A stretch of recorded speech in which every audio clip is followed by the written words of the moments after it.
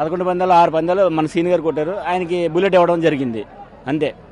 Okay, ఇప్పుడు సాంప్రదాయ క్రీడగా కోడి పందాలని ఇంకా ముందుకు తీసుకెళ్ళడానికి ఉత్సాహం కల్పించడం కోసం మీరు ఈ బుల్లెట్ పందాలు పెట్టారు. ముందుకు తీసుకెళ్ళాలి. కార్మికులు బాగుండాలి, పనిచేసే వాళ్ళు బాగుండాలి. దానివల్ల ఒక 10 మంది బాగుంటారు, పని చేస్తారు. ఓనర్ బాగుండాలి, మనం బాగుండాలి, అన్ని రకాలుగా బాగుంటుందని చేసేవాడిని అంతే. అంతకుమించి ఇందులో వేరే విధంగా ఏ ఇబ్బంది లేదు, వేరే ప్రోత్సహించడాలు కూడా లేవండి. దయచేసి అర్థం మన సాంప్రదాయాన్ని అలాగే కోడి పందాల పౌల్ట్రీ పరిశ్రమను కూడా పెంచేందుకు అయితే పూర్తిగా నిర్వాహకులు అయితే బుల్లెట్ ని పెట్టి ఉన్నారు. అయితే బుల్లెట్ గెలుచుకున్న వ్యక్తి శ్రీను మనతో ఉన్నారు, ఆయనతో కూడా మాట్లాడదాం. ఏంటి అసలు ఎన్ని పందాలు వేసారు, ఎన్ని పందాలు కొట్టారు? 11 పందాలు సార్. 11 పందాలకి 6 పందాలు మనం విన్నాం. ఎంతెంత పందాలు? 50,000 చేయాలండి. 50,000. ఓకే, ఎలా ఉంది బుల్లెట్ గెలుచుకోవడం? అసలు ఫీలింగ్ ఎలా ఉంది? ఆనందంగా ఉంది సార్. ఆనందంగా ఎక్స్పెక్ట్ చేశారా వస్తుందని? చేయలేదండి. అలా అలా వచ్చింది. గుడ్ ప్రైజ్ కింద వచ్చారన్నారు, వచ్చి తీసుకున్నాం.